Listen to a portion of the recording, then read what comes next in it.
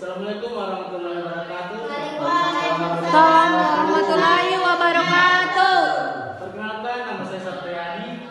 Saya berdiri di sini ingin mempresentasikan materi saya, yaitu pendidikan karakter dan anti korupsi.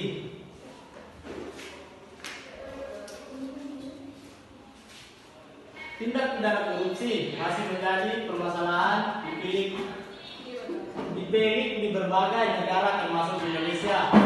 Indonesia merupakan negara yang memiliki nilai indeks persepsi korupsi yang cukup tinggi periode tahun 2015 sampai tahun 2017. Perkara korupsi yang ditangani KPK sebanyak 618 kasus. Transparansi Internasional Indonesia mengeluarkan indeks persepsi korupsi yang menunjukkan bahwa posisi Indonesia berada di peringkat 96 dari 180 negara pada awal tahun 2022. Perilaku korupsi di Indonesia sangat terkait erat dengan dimensi penyuapan, pengadaan barang dan jasa, serta penyalahgunaan anggaran yang umumnya dilakukan oleh pihak swasta dan pegawai pemerintah. Oleh karena itu, upaya pencegahan korupsi sangat diperlukan.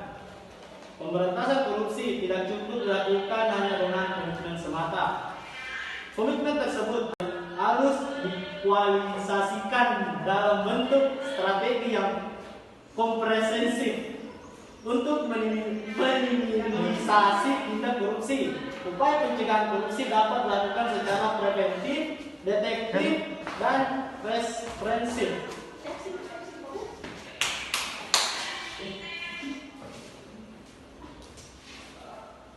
Upaya pencegahan preventif dan represif agar tidak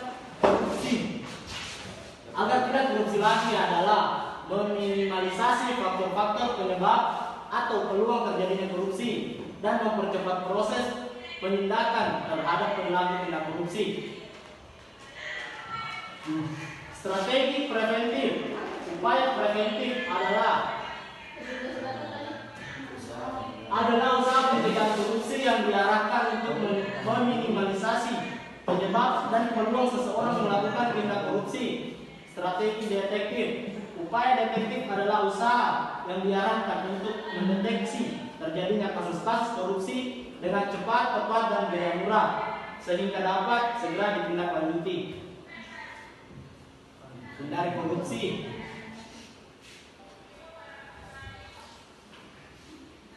Strategi preventif. Upaya preventif adalah usaha yang diarahkan agar setiap perbuatan korupsi yang telah diidentifikasi dapat diproses dengan cepat, tepat, dan biaya murah sehingga para pelaku dapat segera diberikan sanksi sesuai peraturan perundang-undangan berlaku. Berikut upaya detektif pencegahan korupsi. Yang pertama, perbaikan sistem dan tindak lanjut atas pengaduan dari masyarakat. Yang kedua, memperlakukan kewajiban laporan transaksi keuangan tertentu. Yang ketiga, pelaporan kekayaan pribadi, pemegang jabatan dan fungsi publik. Yang keempat, partisipasi Indonesia pada gerakan anti korupsi dan anti pencucian uang di kancah internasional. Yang kelima, peningkatan kemampuan aparat pengawasan fungsional pemerintah atau APMP dalam indeks tindak pidana korupsi. Stop mengambil hak orang lain. Sekian dan terima kasih. Assalamualaikum warahmatullahi wabarakatuh. Itulah tadi materi saya. Mungkin teman-teman ada yang ingin bertanya. Assalamualaikum warahmatullahi wabarakatuh. Waalaikumsalam warahmatullahi wabarakatuh. Saya Fatima ingin mengajukan pertanyaan kepada Satriadi. Contoh dari tindak pidana strategi represif. Assalamualaikum warahmatullahi wabarakatuh. Waalaikumsalam warahmatullahi wabarakatuh. Perkenalkan, nama saya Sabitri. Saya ingin bertanya, sebutkan contoh strategi detektif. Baiklah, saya akan menjawab pertanyaan dari Rama. Contoh strategi represif. Yang pertama, menguatkan kapasitas Badan atau Komisi Anti Korupsi. Yang kedua, menyelidiki penuntutan, peradilan, dan penghukuman koruptor besar dengan efek jera.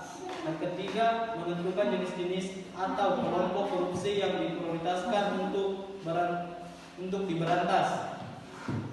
Yang keempat, memperlakukan konsep pembuktian terbaik. Sekian. Baiklah, saya akan menjawab pertanyaan dari Ayu, strategi detektif. Yang pertama, memperbaiki sistem dan tindak lanjut atas pendugaan dari masyarakat. Yang kedua, memperlakukan kewajiban pelaporan transaksi keuangan tertentu. Yang ketiga, laporan kekayaan pribadi, penggunaan jabatan atau fungsi publik. Yang keempat, partisipasi Indonesia pada gerakan anti korupsi dan anti pencucian uang kancah internasional. Sekian. Itulah tadi hasil dari presentasi saya. Sekian dan terima kasih.